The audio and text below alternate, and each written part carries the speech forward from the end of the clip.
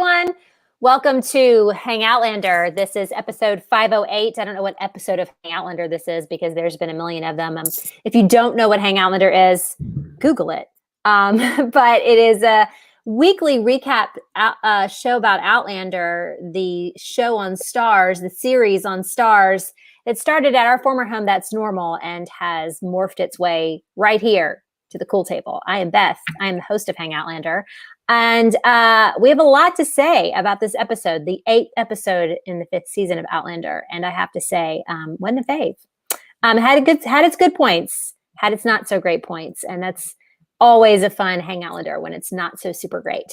But I love everybody that's here. Points. And make sure you mute that, Karen, if you're watching this on YouTube. But yeah, we are here. And we are ready to get started. If you're in the chat with us, whether you're on YouTube or Facebook, if you're talking to us on Twitter, use the hashtag Hangoutlander and we'll try to see it. But the YouTube chat is, or the Facebook chat is an easier way to get in touch with us while we're going live than Twitter is. But give us your questions. Like, obviously, we don't have anything to do with the production. We're just fans and critics. But if you have questions about what you think they could have done differently in this episode to make it a little bit better, throw those questions at us in the chat. We'll try to get to as many as we can see in the chat tonight. That's going to be a little bit of a different format. But hi to Carly Allison, who's a longtime watcher, the first time watching live. Awesome. Thank you for joining us live. Live is the best way to go. If you make it work at 7 p.m. Eastern on a Monday, or 7 p.m., 8 p.m. Eastern on a Monday, then you've done the best you could do. That's exactly what you want to do, because that we get to talk back to you and we get to hear everything you have to say. It's the best way to go. Hello to everybody. To Marianne, Amy Rose, Mandy, Jody Decker, and wow, there's a bunch of you in there. So hey, everybody. So let's get started. These are my girls. This is Karen and Amy. Say hello. All right. Hey, I'm Amy. Oh, say hi. I've already been to a 50th birthday Zoom party, so I'm already pretty lit, and I have opinions. Yes, I thought you were going to say I have a penis, and I was like, no, you don't. We've hung out, you know. I have I would show that on the first date. A big thing of peanut butter M&Ms that I'm going to go through tonight, so get ready, guys. You're going to see me chomping down on those. Karen, did you say hi? I am about to. I have a ginormous glass of Novum, which is from a lovely little vineyard here in Virginia called Early Mountain. That's a heavy pour. I respect it. It's a heavy episode when we have a lot to get through. And I'm going to need to drink heavily in order to stay calm about the episode. I'm not going to be negative Nelly because, as Beth said at the top, there were some nice moments in this episode, but my God, it's really hard to balance the seesaw with the giant steaming pile of, what? Yeah. So I told everybody in the chat that we were going to go through some questions. If they have questions for what we think the episode could have done better, what are those questions? So I'm going to go through what I can see are the first ones. Lachey wanted to know, say hi to Lachey.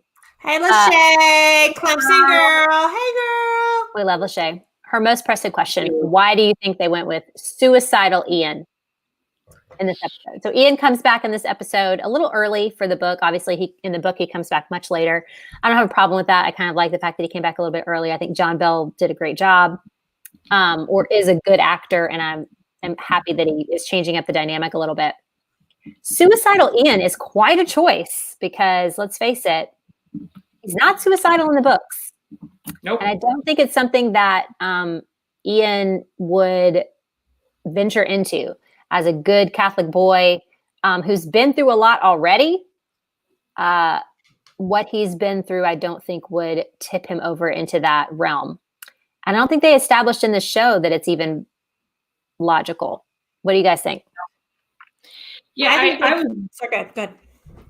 Sorry, I was really troubled, and I have kind of thought about it over the last 90 minutes because I literally stopped watching this 90 minutes ago. Why I was so troubled, and was it because of how incongruous it was with Ian's actual character, or was it because I was so unsettled by the entire previous aspects of the entire episode? And I think what it really boiled down to was a combination, because the interludes with Ian and Roger at the end seemed so sort of like plopped down. And oh shit, we got to have some resolution. Let's do a little like guys out in the field and stream with the string and the surveying equipment. It seemed odd, great as its own little bubble, but kind of plops down at the end. But I think most importantly, it's not who Ian is as a Scot, and it certainly wasn't who Ian was as we get to know him as an adopted Mohawk. Right? I don't know a lot about Native American culture, but I don't think that suicide is particularly well thought of. So why was that the option? I mean, exile was more what Ian's option was, and which he was exiled in the books and left his family and wandered for quite a while and then drifted back to his real family while he was still kind of lost and adrift. So they crammed a lot of Ian's arc, and that just didn't make sense. Although I agree, Beth, I thought John Bell was great. I thought he did a great job. What do you think, Amy? I think that, yes, John Bell was really good at conveying thoughts through film. Amazing. Great. I really liked the two men kind of sorting out their own shit together. I liked them kind of doing their own emotional labor together. I thought that was wonderful. I don't think that suicide was even needed or necessary to get to the place of where they wanted to go, which was really Roger finally figuring out his shit. He didn't have to save suicidal Ian for that to happen. And I don't think that Ian would have even put that on Jamie and Claire to know that he came all the way back just to kill himself. That's not the kind of person that he is. Yeah. And Agreed. It seemed like he had unfinished business with them. He brings up to Jamie that he knows that they're keeping secrets, and he seems as if he's there for a reason. And why would the reason be to steal some hemlock and go kill himself? Not to mention the burying of the hatchet, which is meant to happen, I think, between two people and not a single person burying a hatchet by himself. Yeah, like if you're the only one in on your metaphor for healing, does the Pope shit in the woods? Like if the other person isn't there. Yeah. And certainly he's not the only, like Claire's not the only person to find hemlock. Also, there's a million other ways he could have killed himself. So just jump off the cliff. Yeah. The whole plot device with the hemlock was just really? Is this Scooby-Doo again? Oh, let's bump into each other in the hallway. Have you seen my hemlock? No. What is hemlock for, Karen? Why would right? We have not seen nearly enough of Katrina Balfe in the last 3 episodes. Really, it has been so sparse and so Spartan. And this is where we get 2.5 minutes of her. I was just I was watching it just gobsmacked. I'm like, she's the richest, most wonderful character. And that's what we're using her for this episode. It was just so weird. I wanted Jamie to say, bitch, I know what hemlock is. I know what it is. I'm a learned man. Yeah. And just the fact that there was even the line, unless administered correctly by a physician, absolutely floored me. That's something that you get at the end for a pharmaceutical ad. Oh, yeah, definitely. Don't take with grapefruit. Well, we need to see the 2 tubs. Don't take Don't take Cialis if you're allergic to Cialis. Don't take unless administered by a physician. It's an unbelievable stretch to believe, A, that Ian would be suicidal and come back to them in that way, and B, that this would be the way that they discussed whether or not they thought Roger might potentially kill himself. Yeah. But why? I mean, is really the only reason that they had, and this is what Lachey's question was, is why do you think they went with suicidal Ian? And I truly think that they only did it to have this restorative moment with Roger and to have this tiny little, like Karen just said, Scooby-Doo mystery in which they can, attribute this one little action that's going to go to Ian and think that it might be Roger. But even then, they don't do anything about it. Nobody goes running off trying to save Roger during the survey or anything. They're just could it be? And I'm sorry, but Roger somehow knew that he was boiling something that he was going to use to kill himself. Like somebody else just asked that question. Yeah, Purely Muse just said, how did Roger know Ian was making suicidal tea? It doesn't make any sense. Oh, you're right. How would he know what that was? It's because I think it's because he left Rolo tied up. Yeah. And like went away. Yeah. But I was just imagining in my head that Hemlock has like a super strong smell or something, and Roger's just like, I know what that skunk is, and like it's like they're opium eaters or something. Plus, they did Rolo wrong. Rolo would have been like, I can eat my way through this rope. Right. Well, first of all, can we all just acknowledge that Rolo is actually Ghost from Game of Thrones? Like when he came running down that hill, I was like, "Where's Jon Snow? Where are we going? Is there some kind of mashup here? Because that maybe could have rescued this dumpster fire of an episode, but alas, it was not to be." I actually think that Rolo is Lady. He looks like Lady from Game of Thrones, which was Sansa's wolf. Maybe they're related, right? It's very possible. Yep. But yeah, the whole suicide made no sense, and Lachey just said, "So no good reason." Gotcha. That's correct. you got us. That's exactly it. Yeah. Dee said that it did make me write a Socrates joke, but now I forgot what it was because I'm too drunk. Too bad. Dee said Ian is definitely sad and depressed at the beginning of book 6, but I don't think he was that far gone. I can't remember. I haven't read book 6, but I'm pretty sure he wasn't suicidal because that's not what his character is about. This whole episode, I kept thinking Claire needs to forget about making penicillin. She needs to make like SSRI uptake inhibitors or whatever. Like every dude on this place, I almost said plantation because it feels like it because they've got so many people working for them. Yeah. Needs a fucking Prozac. They all just need to get their serotonin levels right. Mm-hmm. Well, the plantation motif would certainly work well with the Birth of a Nation motif that they opted for. No shit. Yes, which brings me to another question that I just saw and just lost because unfortunately, if I'm going to look down and see what you guys are saying, I'm missing the questions. So there was one that said, what do we think would be the right, where is it? What would have been, this is from M. Ryan, what would have been a better way of showing why Roger didn't want to talk than what they did? So this is the major issue with this particular episode is that the writer, who's brand spanking new and has no writing credits. I checked her IMDb and all she's done has been a story editor for this fucking show.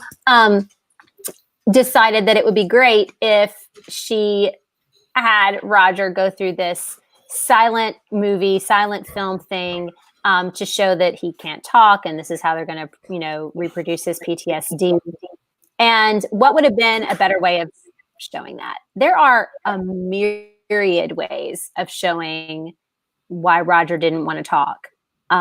If they had actually given us the drama of the entire drawn out, like what he was going through, we chanced upon him at the end of 507 post hanging, but why didn't we get all of the trauma from the moment he was knocked unconscious by Buck to the moment that he was hung and how he had to struggle through it?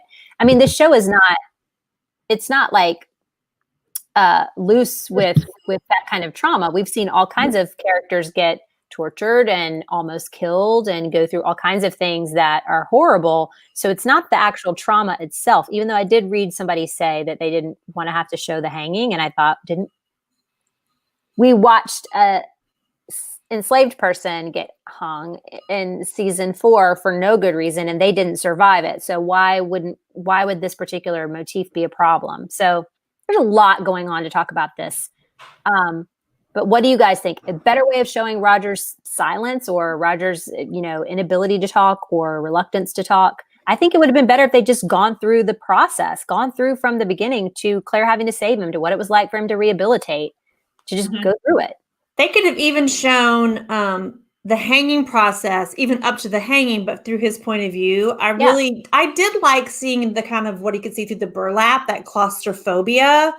And then, maybe they had stuffed something in his mouth so he couldn't even speak from the beginning, and there's so many other ways, but they completely, first of all, they pissed me off because I was like, what is happening? Yeah. And then I was just like, are you serious? And then I was just completely detached as a viewer and just angry at the creators and not interested in Roger's trauma at all. So then when he's going through the trauma in the episode, I'm bored with it because I just don't care. And that's one thing that I have struggled with, like with this show.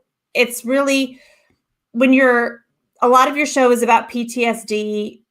It's definitely legitimate on a human scale. It's not interesting television. And I just didn't care. Yeah. I think the sort of the sequence of how they used the flashbacks wasn't bad, right? So I think the structure, the storytelling was okay. It was hugely irritating to use this Charlie Chaplin, Birth of a Nation, Al Jolson thing. It was a terrible metaphor. You could hear the ticking of the projector. Yeah. You had the placards for the dialogue. I mean, it was absolutely awful. I think one scene that I would really like to have seen live action was Claire trying to treat him, right? Of course, yeah. That agony, that everything that was happening there. I agree with Amy, the point of view of Roger through the mask. So I think that, again, the sequence, when they did it, and especially when they kept doing over and over again the sound of the boot hitting the barrel to knock what he was standing on out, that was what Roger seemed to keep. That was what he kept coming back to, because it was that last moment that he had. I didn't have an issue with any of that. I thought it was great, and it should have been done in like real acting. They clearly shot all of it, and then in post-production they turned it into this weird mime. And I think that it could have been fine with no sound. That's it. It felt like a mime. And nothing sucks more than a French mime. All it needed was berets and a striped shirt with 3/4 sleeve, right? I mean, would have been perfect. Yeah. Well, that's another thing. Like, he had it. Surely there was kind of hand or finger trauma. If you're holding up your own weight, you're going to get some blisters. Well, there's descriptions in the book about how he literally tore his fingernails off trying to get the rope off. Yeah. He had scrape marks on his neck from trying to save himself. Yeah. I mean, he lost his voice, not just because his windpipe was crushed by the rope, but because he was screaming so much to try to free himself. And then, if I remember in the book, also Bree is just like a caged animal trying to get him down, as is Jamie, right? All of this. But there was just sort of like this, well, I'm going to grab him like this. And it was so slow. It was so slow moving. Right. It was weird. And of all the bizarre things to show in black and white, the tracheotomy. So, like, no red blood. No. I was just like, what? Alicia just said that Bree cuts him down in the book. I believe her. I don't remember. There's so many things that they removed from Bree in this episode. Yeah. Let's put a pin in that. Okay. Yeah.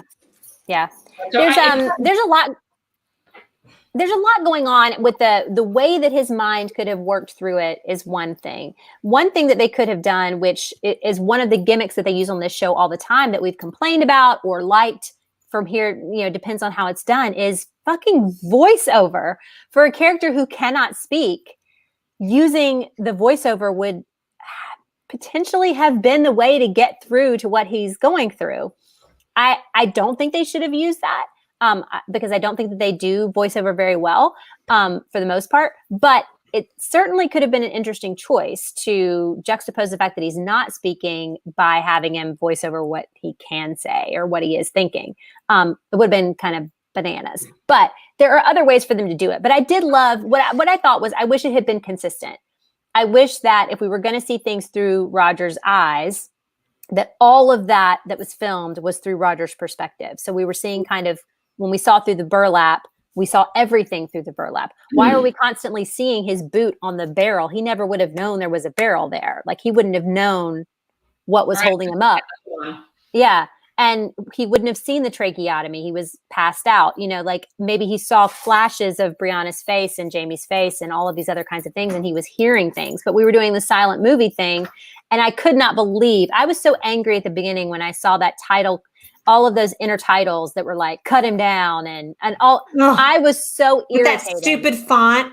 I could not believe it that every time I saw it, I just looked down. I didn't care. It didn't. I didn't care. You're right. I didn't even watch it. No, I was so just completely checked out of the entire thing. And it just didn't work. And for some people it did. I mean, we've got plenty of comments and people on blogs and things like that have said that they loved it. I think those people are probably way more sycophantic than they want to believe, because there are people that did like it. But we're talking about something that just fundamentally was not compelling television. It was incredibly, incredibly choppy and ill-conceived. There's no established world in which Roger is a silent film buff.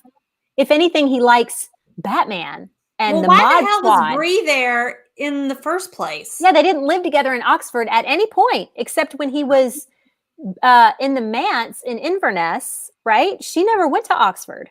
And he was coming over to Boston because she mentions Kenmore Square. Yeah, it was very, very and odd. This is their thing that they've done multiple times. It's and all of ridiculous. They didn't ever do that.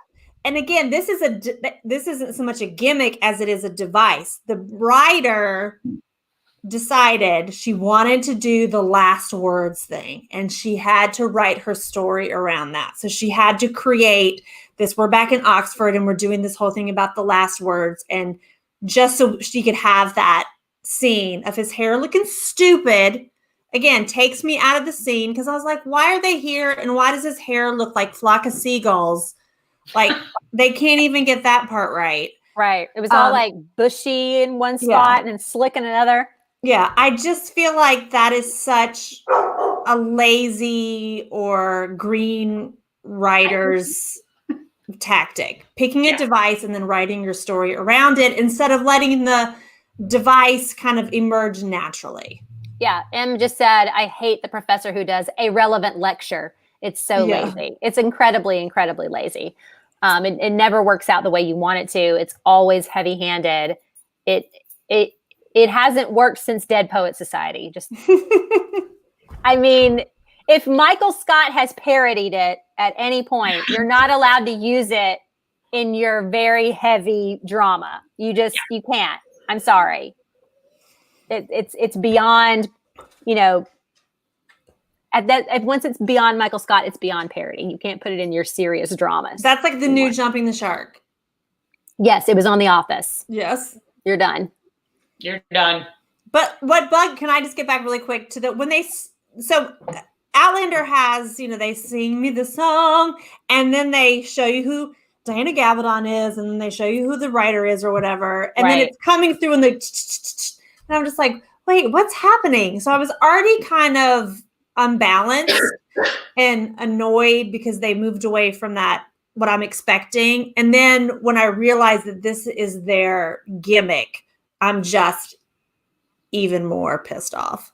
Well, you know what worked just incredibly well in the second half? I think it was the second half of season 1, and it was mentioned in one of the comments earlier, the kind of slow-mo, silent, kind of swooshing perspective that was used when Jamie and Claire are attacked by the deserter redcoats. And Jamie, she stabs him in the back while he's on top of her, and then Jamie slits the guy's throat. And that's all done in about, 6.5 seconds? It's really fast, but I thought that was a great way to show sort of violence and trauma and Claire's reaction to that. And it was all done, almost no dialogue at all. It was silent, right? And why not kind of use that as well, instead of going to a film trick that had not been used yet in 1750 or 1760. And it just was so out of place. I'm sorry, but I can't forgive this one. There was other, I thought, great stuff in the episode, but I was, because you can't think of any silent movie that either isn't comical, goofy, or Birth of a Nation. Right. Like, there's no silent movie that we all watch for its veritas. because it's like it's something we watch on an emotional level. Yeah, I don't watch them at all, but yeah. It's all, I mean, how you connect, I mean, the original jazz singer, maybe I'll give you that. But that's even got black, it's even problematic. It's like, emotion is also words. You can't, I'm sorry, you hit it. You can't have an emotional connection to this silent bullshit. No, you can't. Heidi said they used this they used this idea in the Jamie trauma of the BGR beating, but without the film part. Remember how they used the sepia tones? I'm guessing you're talking about like once in 116. I don't remember them using sepia tones in that episode, in the last episode of season 1, unless you're talking about like in season 2 when he's dreaming about him, and maybe that's in sepia. I don't remember. I'll have to go back and look. I hate sepia. You know why? Because it looks like you went to Six Flags of Carowinds and y'all dressed up like, cowboys and prostitutes, and you took your picture. Rogers the Gambler album cover. Come on. Yeah. I don't really remember that, but I mean, I do remember how Jamie is processing or not processing his trauma from Blackjack. And that episode had a lot more going on in it than just Jamie remembering his trauma in a weird way. There was Claire trying to process it with Myrta. There's the prayer stuff going on. I mean, there's a lot going on. It's all centered around Jamie's trauma, but that was part of it, right? Like the fact that this episode was trying to shoehorn Ian coming back and Roger and Ian having a good moment and like grandmommy moments and all of this kind of stuff. Like there was a lot going on that wasn't all centered on Roger's trauma. And yet at the same time, it was too centered on Roger's trauma. I just felt like the balance of this episode was off because in the grand scheme of things, what Roger has just been through doesn't compare to what Brianna has been through, what Jamie went through. I mean, I don't think he lived through this and it was like a moment in time. Like it was a quick thing that happened. I don't know. I doesn't feel the hanging doesn't feel as serious to me. Am I? We're not old as shit. Like, Doolittle DA just said, like, she mentioned Lillian Gish. Like, that's Annabeth Gish's grandmother. And, like, Annabeth Gish was in the greatest movie of all time called Shag. But, I mean, none of us are like, ooh, I'm a Lillian Gish stan. I don't even know what that is. I'm 46, and I'm old, and I'm not, like, nostalgic for old-timey movies because it was shit they played at the pizza parlor where you had to wait for your pie to get ready. Oh man, I don't remember. Somebody just said that they used the sepia when they do the BGR coming back to Lollybrook with Jenny to attack Jenny. I just don't remember that. But again, that was actually like real live. Heidi, I think your TV color is off. Maybe. I'm sure everybody disagrees with me that they think the hang is just as traumatic as what Bree and Jamie and even Ian have been through. And I'm going to stand by that. I don't think it's as traumatic, but at the same time, they did not speak for 3 months. I mean, Jamie's in the Abbey for a few weeks to a month, like literally recuperating, not just being there and like being a butthole. Right. Well, and like, okay, first of all, the biggest mistake that was made was why couldn't Roger's arc have been over 2 or 3 episodes? Right. And not the focus of 1 episode. We already know because of a stupid line in the script, it's been 3 months. Oh, there's our time marker. Now we know what's happened. His pain, his sorrow, his trauma, which is real. I actually thought that Rick was great in this episode. Yeah, I thought he did a good job. Sometimes he didn't, but most of the time he was okay. Why couldn't that have been shown over 2 or 3 episodes and kind of have it build up? Hey, guys, he's not getting better. Yeah. He's not recovering. He's not his whole self. I mean, I get the other metaphor of Ian and Roger doing this, thing at the end together where they come through the other side, where Roger says by the way, his beautifully restored voice by the end of the episode, right? I'm never going to be that man again. I'm changed. Yes. We know that about Ian. He is changed. He has the tattoos, he has the mohawk, he was indoctrinated and welcomed into a completely different culture. So these are two characters that are coming through the other side and will be very, very different. But I don't think it needed to be crammed into 57 minutes. I think both of their storylines could have been done in an arc over 2 or 3 episodes, kind of like we had some building in the 2 or 3 really good episodes of the season, right? Those episodes were kind of tied together with elements happening naturally over the course of a couple of episodes. Not everything just kind of crammed into 57 minutes. And this is a big deal for Roger. I mean, I think the trauma is very real. I think that what he went through is very real. And I was just like, now it's over? It's done? Because we've already seen the previews for next week and his voice is completely normal. Yeah. And when I think about, the way they've handled it in the past, you have Jamie going through his rape and torture at the end of season 1. And it isn't even remotely dealt with. He does things and he is participating in his life and he's participating in their plan and what they're doing and all of that kind of stuff. But he's still having nightmares and and then there's the duel with Blackjack. I mean, it follows him all the way through at least the first half of season 2 in a very honest and open way. That's also very traumatizing, but you can see it throughout all of his, the rest of what's going on. I think the problem with this is that they chose to condense it all and they chose to hide away what happened to him. I mean, we actually kind of don't see it. We don't really see what happened to him. Everything's in these fits and starts.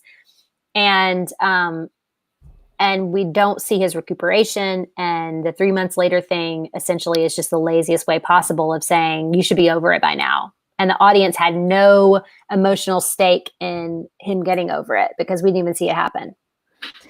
I do appreciate Brie kind of snapping at him because I can understand where she's just like, I've had it. And a comment earlier from C. Diane Manning, and she's like, isn't it interesting that neither Claire and Brie were ever helped through their PTSD, yet they are there for their husbands. And, Claire lost her child. Jamie absolutely was raped. That's horrible. Brie was raped, but yet Roger, she's the one doing the emotional labor to get, Roger back. And depression, doesn't really, depression works differently for different people. Yeah. But it is interesting to me, this show always kind of the men that are in the PTSD, the people that are in the PTSD stages are really men. And you have to do it well, again, to make it interesting to watch. I mean, not to go back to Game of Thrones, but they have a lot of brooding, depressed assholes throughout multiple seasons. And you don't get tired of it. No, there's an entire season where Jamie Lannister is just pissed about and sad about his fucking hand. Yeah. I mean, it lasts for an entire season. It can be done. Yeah. It can be done. Yeah. Can we just talk about Game of Thrones? Can we just do that? Because actually tomorrow is the 1-year anniversary of the greatest anticipation and the best night of the year. And then for 3 weeks, it was fantastic. And then the shittiest 3 weeks of television ever were produced. I still try to pretend that the premiere of season 8 of Game of Thrones. Oh, was this the premiere? So I try to think of the episode where it was so dark and we couldn't really see, and then Arya comes out. Yeah, the long night. I try to just now think of that as the finale because I was totally invested in that episode. Yeah. But everything else after that was trash. Everybody in the chat talking about Game of Thrones, okay? We need to just go back and rewatch the whole thing. Roger simply being grateful to be alive and be there for his wife and child would have improved his TV character immensely. Here's one of my other problems with the way that they did this. Roger needed a lot of redemption in this season because he was so badly maligned in the last season and had made so many poor choices. And this would have been one of the ways that they could have redeemed him in a real way. And I think that they built him up, and you have, this entire season has felt like the only reason Brie is there is to bolster Roger's character. What has she done other than that in season 5? They even took away her degree. I know.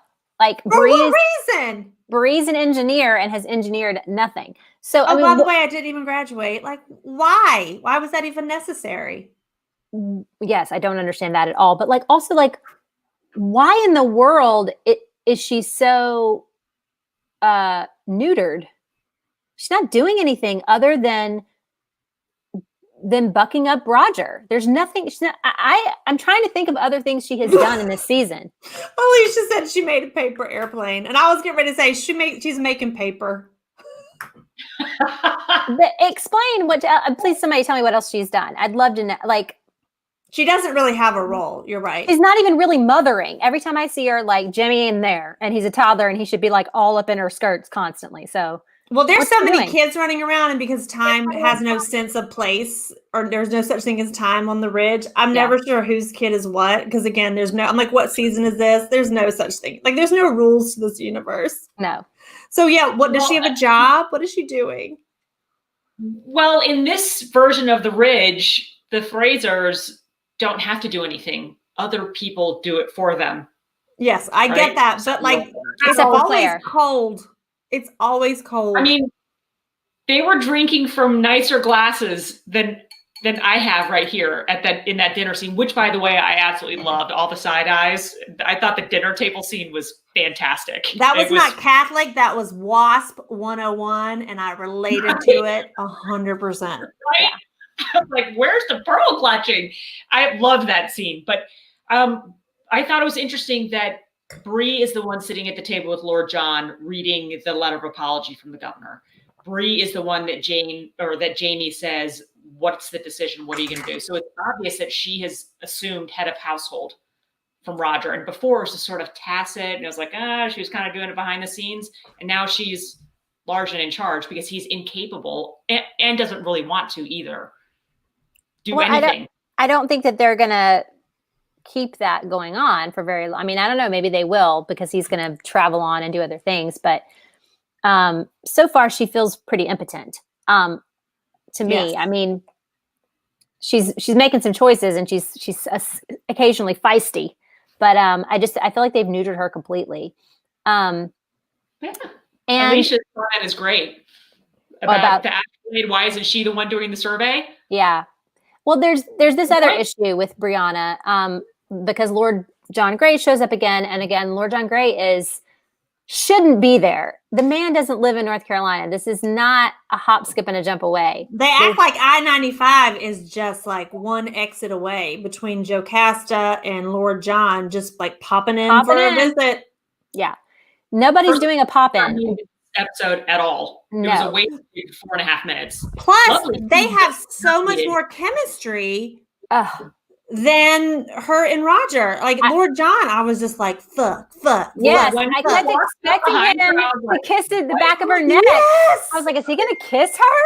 Yeah, I was totally into it.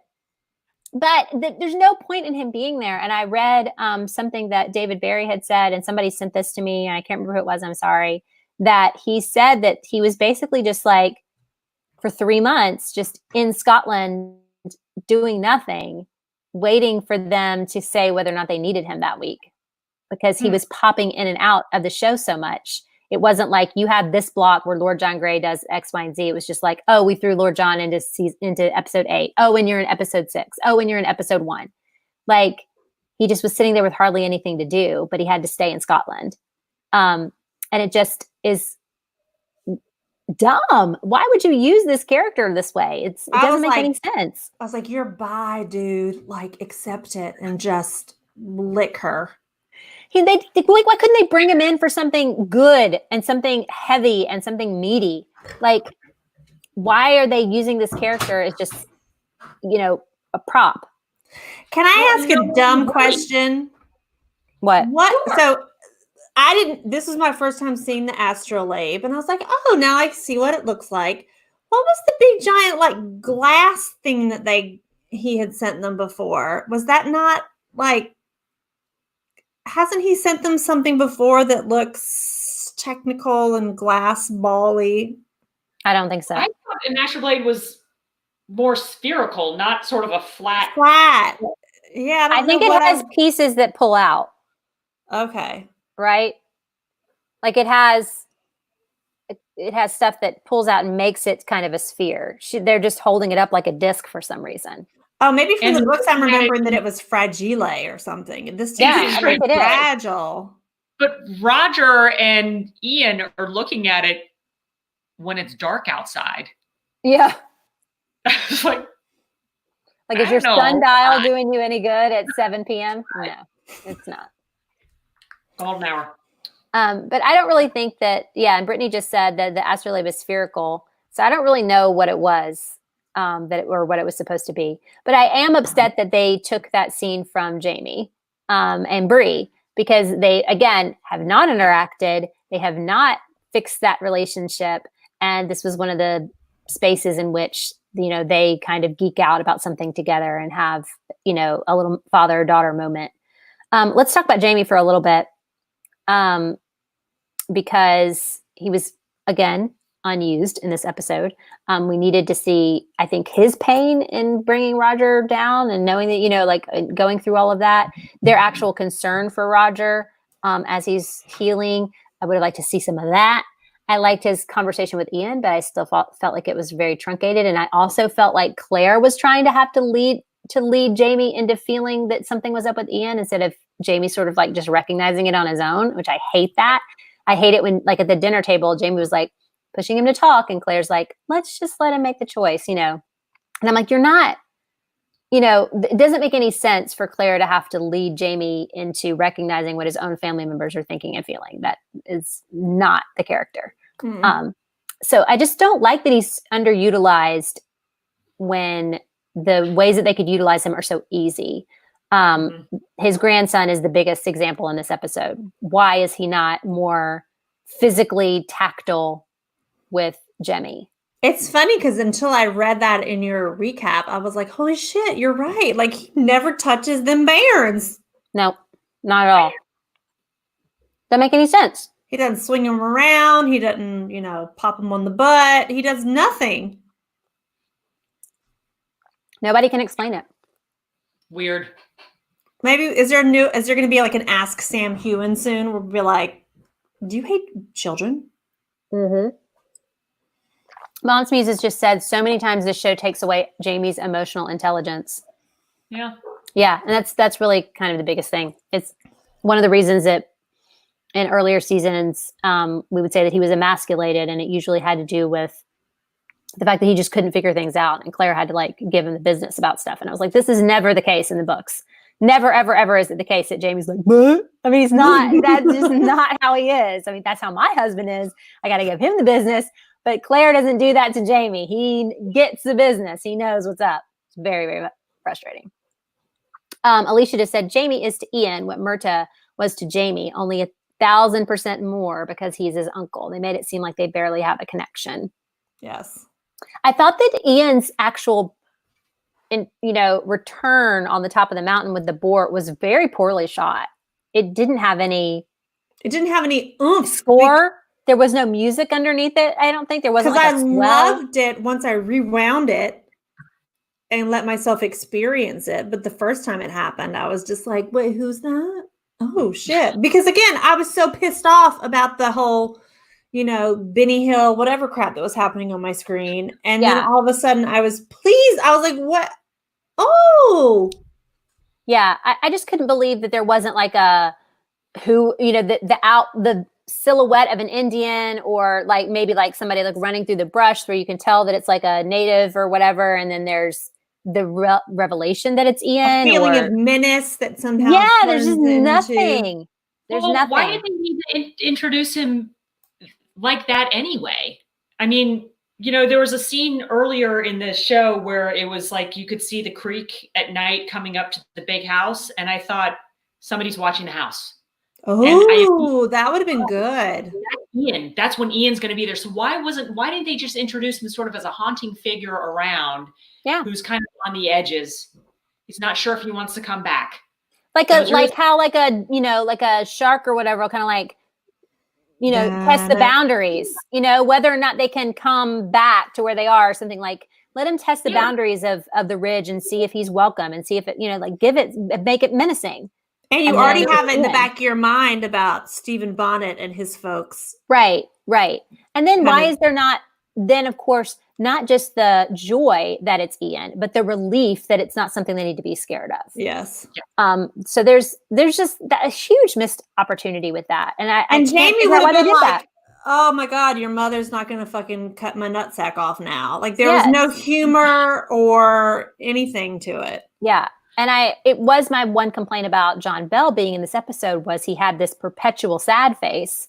It never, ever, ever went away, not in the entire episode. And I felt like, again, that's just not the reality of what it would have been. I mean, there would have been relief and joy at seeing Yes. them again, because their reaction should have been so much more effusive. He Yeah. wouldn't have been able to stop himself.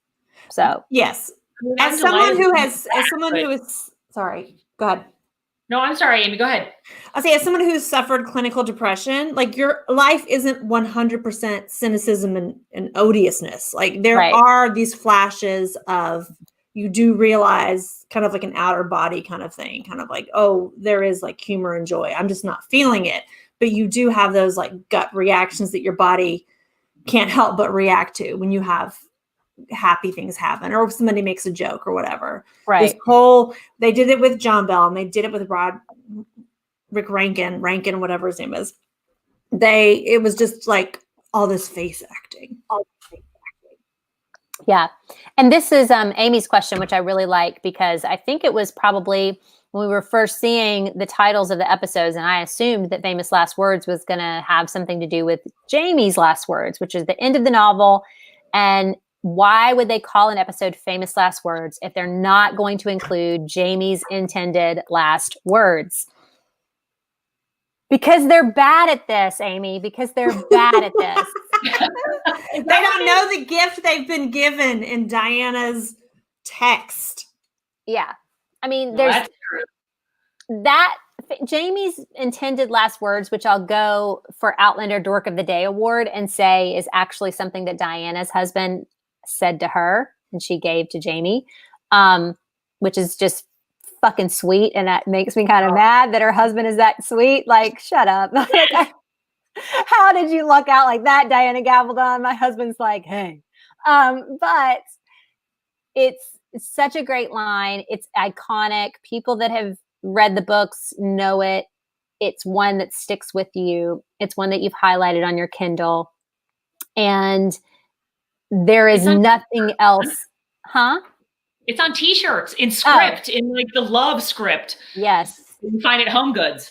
Yes. I'm sure like people like Karen, that was mean. I miss Home Goods. I love Home Goods. I'm sorry, Beth. Go ahead. that is sad. That's not my famous last words, by the way. That will not be my famous last words.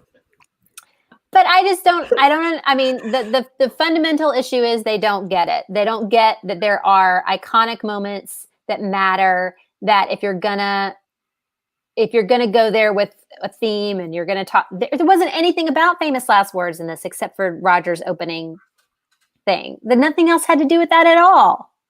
Nobody else had last words. Do you think what we're missing is Ron Actually, and Terry? What We are we don't have- missing? Ron and Terry? We miss Ron. And everyone's like, oh, I miss Ron. Like, I miss Ron, but like, I also remember the last season of Battlestar Galactica. So I'm just like, I don't know if I miss Ron that much. But like, Ron had Terry, a true Outlander devotee, in his ear. Like, I don't feel like Yeah. they have that person, a book lover. True. There's no book lover on staff. Well, I think that they think that they are, but even with Terry, there are fundamental things that they didn't understand about the characters from season one True that that. were just obvious to the rest of us. That sometimes we were like, "Are you fucking kidding me? Like, that's really what you're going to not include? You don't really get it." You know, like they didn't get it sometimes. We've all talked about like Jamie being like the bungling Laird in that one episode where they go back to Lollybrook and he doesn't know how to do the rents and it looks like something out of a sitcom. He's so bungling, and that's fundamentally not who he is. True. So it wasn't always perfect, but there are, at least in season one and season two, things stretched out and had weight to them.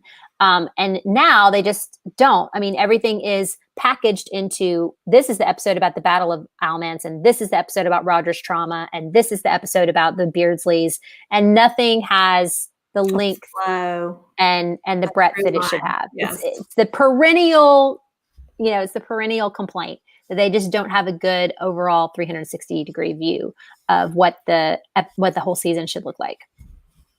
They treat it like it's NCIS. Yeah, Lachey just said, I don't think they've read ahead. Can't have. Some of them have, I think. But I don't think that they have their staff writers read it all. And Brittany, my friend Brittany told me in earlier today that in Lauren Lyle's live IG that she did, she said that Matt Roberts told her not to read the book. He's a piece of shit. I'm sorry. And I know we don't believe in tagging people, and I don't do that. But sometimes I just want to get on Twitter and be like, Matt J. Roberts, whatever your stupid mask face is, fuck you. You're bad at your job. He is bad at his job. Yeah. Yeah. I don't disagree. I would just say you can look at the entire history of the show, and just you can tell when his influence is so heavy-handed that it will literally ruin the show. And season 4 and season 5 are just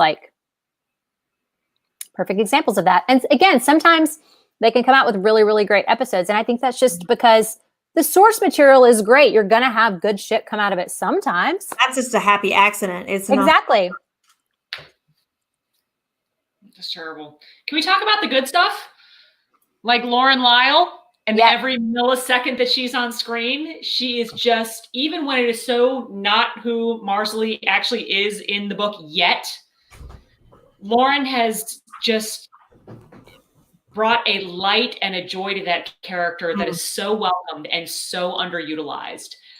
Except, I mean, I didn't take as much beef with the whole, she's a Catholic superstitious girl, she would never be doing a tarot cards. That didn't bother me. What bothered me was, I feel like Catholic superstitious people are the ones who are totally into that shit. Maybe so. But she's just great. Her scene on the steps with Ian was lovely. At dinner, it was lovely. I'd like Caesar to say something once in a while because he's so incredibly natural whenever he's given dialogue. Mm-hmm. But it's use them more. In fact, let's just have a show with John, Fergus, and Marsali, and that's it. Yeah. Everybody else can be gone, away. We want red shit and Marsali's woo. I want to see her lean into the woo. I want to see tarot cards. I want to see crystals. I want to see essential oils. I feel like she'd be into that. Yeah. Yep. Erin just said she and Claire have amazing chemistry. And I really think it's that, well, Claire's a great, Katrina's a great actress, but I think that Lauren has chemistry with everybody. She connects with everybody on the screen in a way that most of the other characters just aren't capable of doing. She's just fantastic. I absolutely love her. Love the character, love the actress. I think she's great every time she's on screen. And I think they did her dirty. And I'm not into tarot card. I mean, I'm not into them in the sense that I'll let you do a reading. I know enough to know that I have to split the cards and pick my own cards for it to be my reading. I also know that the cards don't mean, the death card really isn't the death card. So I feel like they did the character. Oh, yeah. The hangman is not the hangman. The hangman is not the hangman. And I was like, again, lazy fuckers. I don't. Yes. I don't very, very lazy. It works. Well, I mean, it takes literally 2 Google searches to understand what the hanged man is about, right? And I mean, it does have deeper meaning that could apply to Roger's situation. Of course, all tarot card reading could apply to Roger's situation, right? There's hardly a card that they couldn't have flipped over that wouldn't have applied in some way to his situation, because that's how stuff like that works. But the hanged man does apply. I mean, a lot of times it means that you're suspended in time, and he's literally suspended in time, or it just means that you're you need to make a change, or you're in the midst of coming to a realization, all that kind of stuff. So it has thematic import into what's going on with Roger, but it's not the literal hanged man, which is the only thing that they threw out there, was that it was very, very literal. And the one thing I really didn't like about that scene was that Marsali looks afraid of Roger. And it just harkens back to I thought that she was like worried that he was going to like get real mad at her. And I thought that that was a poor choice because it felt like he was going to hit her. Yes.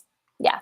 And which is just bad for the character of Roger. It's just and easy way to get out of it. Marsali knows her cards, and then she can explain to him like, no, that's not what it means. But he could still get upset. Right. Yeah, you're right. Yeah. And Dee just said the tarot cards are another example of something popping out of nowhere to reflect something in the episode. It's just a device. And I remember saying way back in the beginning of the season that I saw the tarot card in the credits and I started cackling because I knew it was going to show up and it was going to be super literal and it was going to make no sense. And I was right. Yeah. I'm always right. Always. I really liked, I'm trying to think what else I liked in this episode. Nothing. That was it. Marsali. Ian was great. Love having that character back. And it's weird to see John Bell actually, filled out like Ian had filled out while he was gone. Ian was a snack, right? Skinny little like teenage boy. And he's actually kind of filled out now. And it's not just the fact that his, wig thing made his neck was thicker. He seems. I thought it looked great. Deeper. I thought he was fantastic. Yeah. Em just said John Bell's face, the camera loves it. I really think that's true. I think he's just very magnetic. Yep. But I thought that Ian would be more tan. I thought that he would have more of the native look about him. I mean, I would get that he's got like a few tattoos. I thought it would have been like more. Cheap. It's like the reason that we don't see Jamie's back that often. They didn't want to do the makeup. They can't even do wigs right. It's mascara dots. I mean, it's nothing. Tattoo makeup is the easiest thing to do. It's so easy. Nothing else. It just was nothing on his neck, they were nothing trying on the to stay side. safe and not be offensive for people. He looked like he was wearing settler's clothes. He wasn't wearing like buckskin pants or a rawhide vest or anything. There was he did have like he had the bracelet.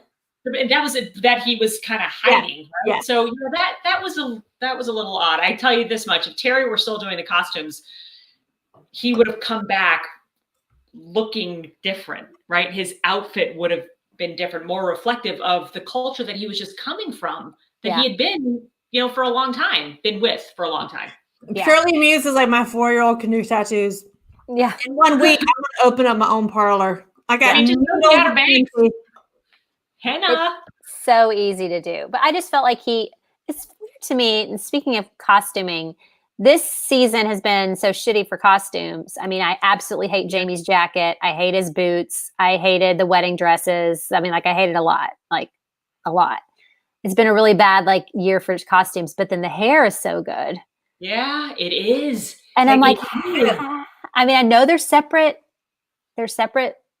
departments. I'm too drunk to think of words, but I really wish, why couldn't we get those two things at the same time? Why can't we get the leather belt back that Claire, the big ass leather belt that Claire wore for however many years, and she's wearing the promos. I don't know. CJ and Manning just mentioned Bree singing, which brings me back to a point I was too tipsy to remember 20 minutes ago. Uh-huh. The reason that I don't feel that invested in Roger losing his voice is, again, they have not sold me that he has a good voice. He's no fucking Mariah Carey of the Ridge. So it doesn't feel like that great of a loss. He's just a person who can carry a tune and has pitch. Yeah. There's nothing interesting. Can you imagine him on an American Idol audition? They'd be like, bye-bye. He wouldn't even make it to the bad section of the auditions. They would say, he would go into the cattle call. Yes, you sing. And they'd be like, no. You're the guy that's doing shows on the Carnival Princess. They would let him do the tenor line in a worship band at a small church. Blue guitar. Yep. Electric blue. And look, I'm not saying that like a river. Everybody thinks that Sophie did better. There's a point when Sophie's singing Clementine where she changes keys slightly. Yeah. It's super not good. And I know that people think she sounded good. I'm sorry. So I am a singer. I don't care what anybody else says. She wasn't good. He's not good. They're just mediocre. They can just carry a tune. Amy's 100% right. They can just carry a tune. Plus, that's not hard. The Clementine song, that is Found a Peanut Carrot camp song. I can't hear anything but when I hear that song. Where is Andy telling us what she really thinks about their singings? Because Andy's a singer, and I want to hear what she really thinks. I just don't think that. Would you pay money to see them on Broadway? They couldn't make it on Broadway to save their lives. I could not even pay money to see them in Found a Peanut, the revival. Alicia Butler just said, I can't sing. My husband is a classically trained singer. He covered his ears. I'm going to go with Alicia's husband. That's how I felt. Andy just said, Richard has a folk sound. I wouldn't put them on Broadway. But as a folk singer, I buy him. What? You mean like you would buy him over Mumford and Sons? Come on. He does not have the pipes. He just... Okay, and then she said, Sophie has a nice tone, but if you can't stay in one damn key, no. And she did not. She did not say in one key. Purely just said the alcohol is hit, which is very true. And they're just not good singers. Let's be fair here. Andy is not an objective voter here. She has been a longtime Rick fan, and rightly so. But she's being very generous, I think, and very kind-hearted. I can't stand to watch a movie adaptation of a musical when the actor is not a singer. So I don't like Anne Hathaway in Les Mis, and I don't like Emma Watson in Beauty and the Beast. Those women cannot sing. They shouldn't have those roles. That's how I feel about people that are actors who try to sing. You mean like stars in their multitudes? No, go watch Anne Hathaway in that Les Mis. It's terrible. It's not good. You hate her. When she sang that Les Mis. What? Not like Reese Witherspoon hate. Come on. That's the only part in Les Mis, the musical, that I cared about and cried during was her singing. I'm not saying it's not emotional. I'm saying she can't sing. Amanda Seyfried can't sing. What is she doing to that song besides absolutely just whistling it out of her asshole? That's what it sounds like. It sounds like she is whistling it out of her asshole. I've never heard anything worse. I think I mentioned this before, but I saw when they were, I don't know what it's called when you're starting to build a musical. So when Mamma Mia was coming together for the first time, I saw the first staging of it in Chicago, and the guy who played one of the dudes had played Javert in Les Mis. Mm-hmm. And when he's doing SOS, he's completely doing Javert like SOS. And I don't know where that was going, but that's what I have to say about that. Anyway. Oh gosh. So see, Diane just said, what about Claire? Where is she? Has she gone vegetarian? She has no meaty scenes.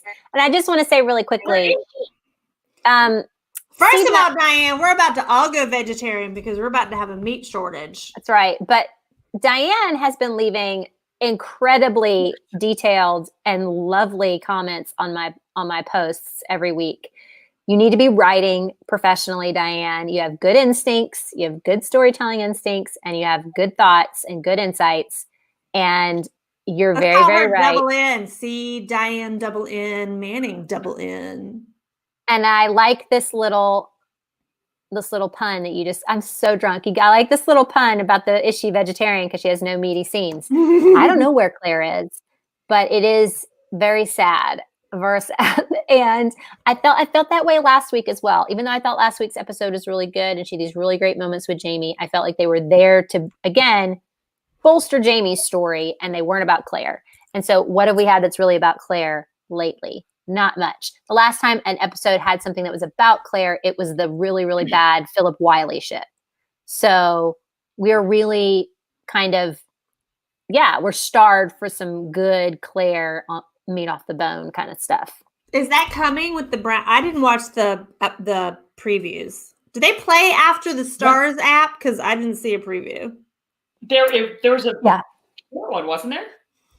There's a preview for next week. It's going to be the, Jamie's all sweaty in the woods talking to Roger, and yeah, there's going to be some stuff. Good stuff? I think it'll be good stuff. Alicia Butler just asked me how I feel about Into the Woods, the movie. I hate it. Emily Blunt cannot sing either. And I hate it. Mary Poppins. Nope. Anna Kendrick can sing. Can I make a hot take? Can I have a hot take here? What? I hate Sondheim. Oh, me too. I hate Sondheim. Yay!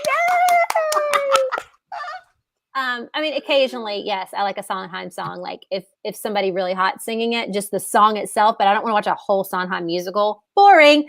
But Anna Kendrick can sing, and James Corden can sing, but Meryl Streep cannot, and neither can Emily Blunt, and so that ruins the movie. Wait, I'm sorry. You're saying James Corden can sing better than Emily Blunt? Yes, absolutely. Yes. He has Broadway chops. She cannot sing. She's got what we call in the business a weak voice. Oh, see, also the girl who weak. played Karen on Smash. I know that she's trying to hook up with that old dude right now. What's his name? David Copperfield. Fuck. I don't know. But Andy just said, wait, she just said she's done with us? Why are you done with us? We're agreeing with you. Andy, who is the Karen girl from Smash married to? He's the songwriter. David. And she's the reason Smash sucked.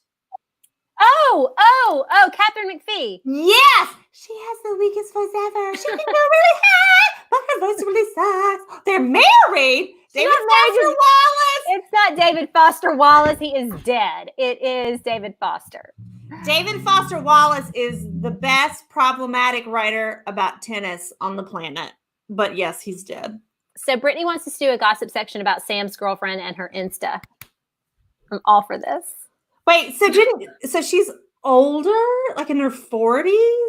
No, she's 40, just like he is. 40. Is he 40? He will be 40 this month. He's not a Canadian athlete anymore? He will You're be 40. Lying. He'll be 40 in 7 days. Yeah. Yeah. And people, I guess, not people. And here's the thing. Like, if you have a few trolls and you are dating someone who is in a large fandom with Brazilian trolls, especially because those are the ones that tend to be a little bit more virulent. I'm sorry, Brazilians, but you're mean. You also have a shit ass president. I mean, not that we can judge you, but whatever. I mean, to throw it back to the Twilight fandom, the Brazilian fans were the ones who leaked a bunch of really spoilery photos and scripts and the Midnight Sun thing. So I just want to throw that out that Brazilian fans are hardcore and they can be very mean, but they're also very lovely in other ways. Like, they're super into their fandom. So anyway, all I'm saying is she's 40, he's 40. She used to be a Playboy Playmate. I don't know if she still is, but she is a model of some sort. And people have just been commenting on her IG that she's a whore and she needs to die and really, really horrible, horrible shit. But I really think it's only 2 to 5 people. And she wrote this really, really long IG message about what she's been going through and what people have been saying and how horrible it is. And it is horrible. It is horrible, but it's not an army of people. It's 2 to 5 people, I think. Just block them. They're obviously unstable. She spent Are you saying it's kind of like when people are a lot of people have been asking me this, but no one has actually been asking you this. So it gives you a reason to kind of play the victim. No, I think that she's probably genuinely what is this kind of thing? She probably hasn't been subjected to that specific type of trolling at this point in her career because she's just a Playboy Playmate, just like a model. And she probably gets dick pics, but she probably doesn't get this. And so I think she's probably just ooh, Rebecca Stein. Hello, bitch. Anyway, my point is that she gave a lot of space to talking about what's going on with her. And I realized that it might be affecting her and I realized it might be sad and I realized that she may not like it. But at the same time, just block the people that are doing it. But she also did give screenshots of the people that were doing it. And like I said, it was only 2 people. So that's why I say that I think it's probably 2 to 5 people doing it, and everybody else is just like not saying anything to her, or saying things like "Don't be in Hawaii during a quarantine," etc.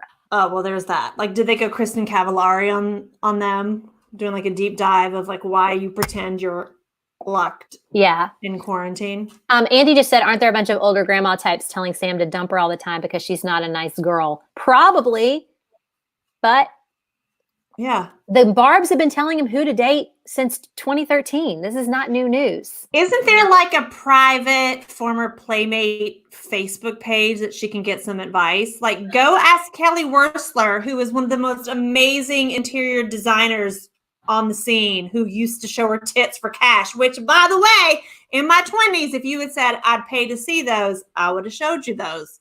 Like, yeah, ignore that shit. Yeah. And then Kathy just said, oh, I missed it. Kathy just said she's not blocking them because she enjoys continuing the conversation and keeps it going. Well, I mean, if she's into the attention, I would think that's probably the case. And Heidi just said, I still think she's a Playmate, or was recently. I think so too. I don't care if she's a Playboy Playmate.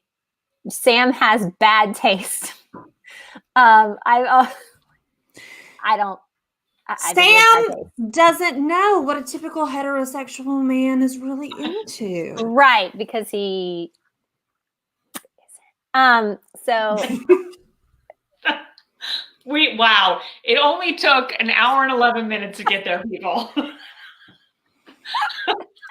like, if people are not bringing you this peace, entire bottle.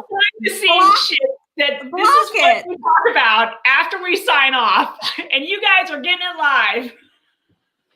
Like, example, last night, I'm all upset because all of these Bernie people, former Gawker writers, people that think that, assuming that everyone else sucks and that they're superior, I just couldn't take it anymore.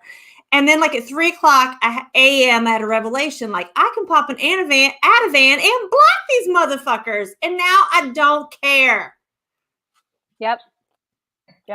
So if you're a Bernie bro asshole, if you're Benihana Joy Gray or whatever, your candidate just endorsed Joe Biden and just fucking shut the fuck up. I would like to say that I'm drunk and I say things that are not nice when I'm drunk, but Ryan just said that's what all the blind items say, and I bet they write those totally sober. So boom. Boom. Not my thought. Well, also, if you've read our writing, we think that gay sex is hot. So I definitely do. So I ain't got a problem with it. I don't have a problem with beards. I don't have a problem with Playmates. I don't have a problem with 40-year-olds. I am one.